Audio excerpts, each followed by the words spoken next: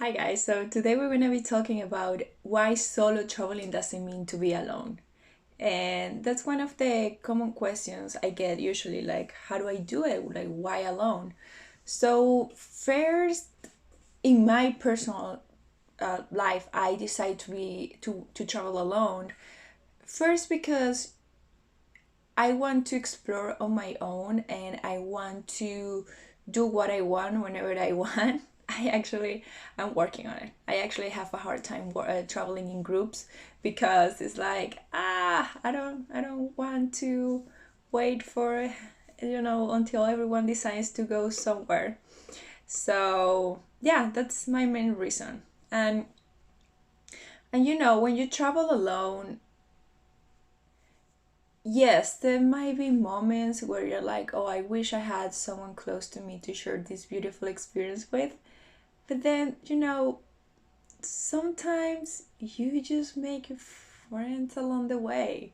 For example, in my case, I've met a lot of people and I have shared conversations with them, like deep conversations with them.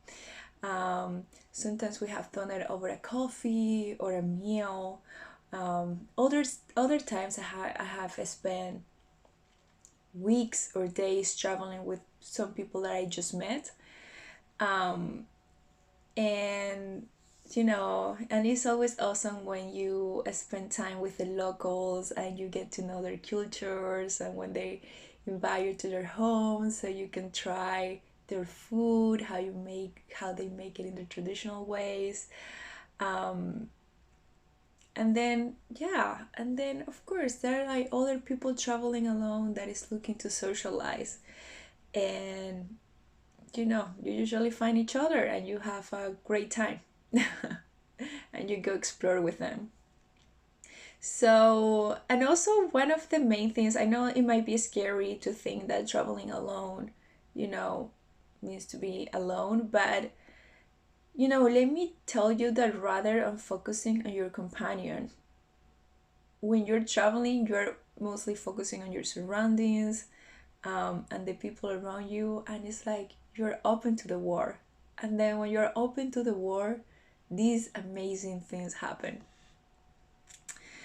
The main lessons I have learned while traveling solo are that first, people are not as bad as you think, and there are way more people out there in the world than bad people.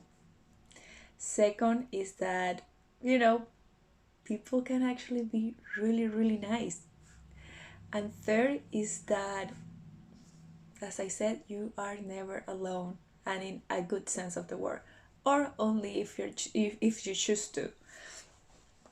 So some of my stories when traveling alone. So most of the countries I have been to, I've been alone because, as I said before, I didn't want to wait for anyone to decide to come with me, so I just went. And I remember my first country traveling solo was Colombia, and uh, I love Colombia so much for many reasons. But like the first one is that their culture is so similar to mine, to the Venezuelan one. But anyways, I remember I made a German friend, and it's like it was really nice because we were helping each other in the sense that he was a guy, so he I felt like in a sense that because he was a guy, he was protecting me, and then also he didn't speak Spanish, but I spoke Spanish, so we help each other in that sense. Then when I was in other parts of the country that I was alone, the locals were protecting me, like in a sense that if it was late at night, and I was walking, like they will be like, no, I will walk with you, I don't want you to walk alone. So it's like, oh, that's really nice. Also, for example, when I was in the Philippines, I the locals will be like, if I took a jeepney, they will pay for my fare, they will talk to me, they will walk with me to my hostel, which I know I shared in previous episode, like about not to do all this. But back then my intuition was like, yeah, I mean, they're just good-hearted people that want to help, and they have probably never seen um, you know, someone from Venezuela, so why not? Vietnam as well was when, even though like over there not too many people speaks English fluently, they find ways to communicate with you, and they are so nice. Like they want pictures with you, they invite you to their homes to have food with them. They don't let you pay for anything, um, which is kind of strange because it's like, it's okay, I can pay for it, but I'm like, no, no, no, no, we pay.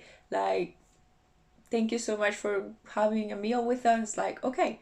So yeah, you're never I practically alone. And then also that's like on the local side, that yeah, the locals will always try to interact with you somehow. And but then also you also meet other travelers. If you are staying at a hostel, you you will meet other travelers in the common areas, or even in the room you're staying in, or even when you go to the tourist areas, you will see other tourists, you will see other travelers, and just make eye contact and be like, hey, you're alone? Yeah, me too. Okay, let's explore together. That happened with me in Paris. I was walking towards the Eiffel Tower, and then I see this guy, and we both look at each other. It's like, are you alone? Yeah, me too. Okay, let's explore Paris together.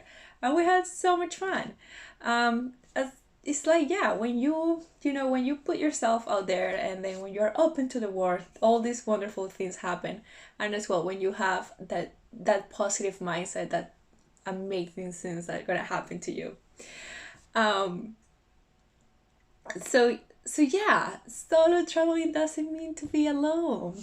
So don't be scared of it, just go out there and do it.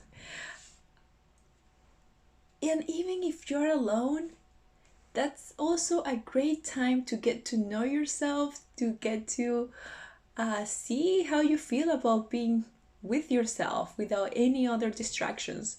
Also, I those times where I was alone was these times where I got to,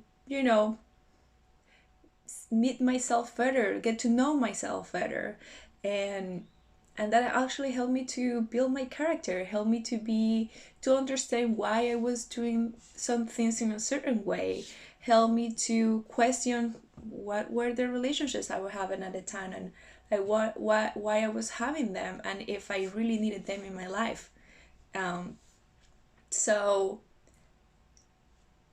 yeah, I don't, you know, taking yourself out of date, taking yourself out of a trip, it it can be bad.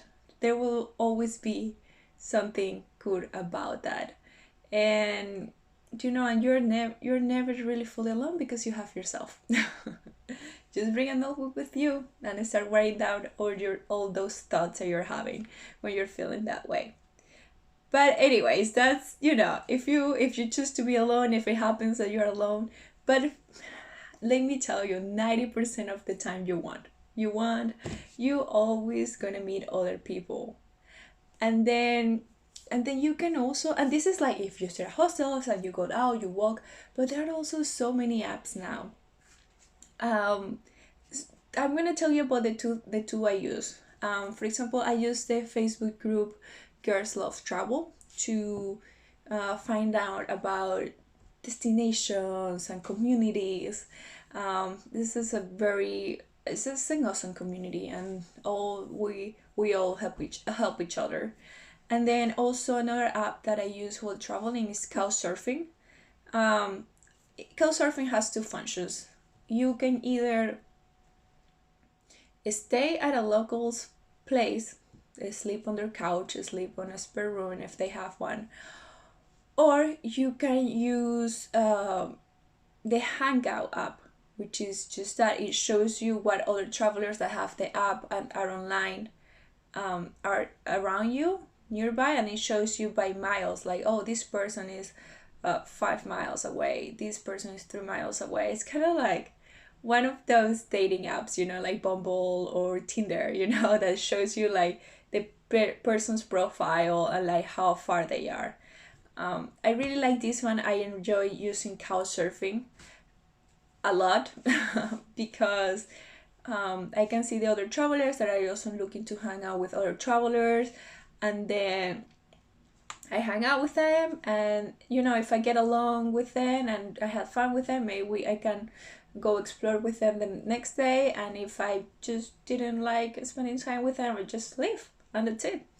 So there are definitely many resources out there for you wanting to travel, wanting to explore, and believe me, as I said before, when you put yourself out there, you are not really alone. And if you get to be, hey, you have yourself, and it's a great time to get to know yourself. So I hope you like these, and I can't wait to listen from you, and I will talk to you on the next episode.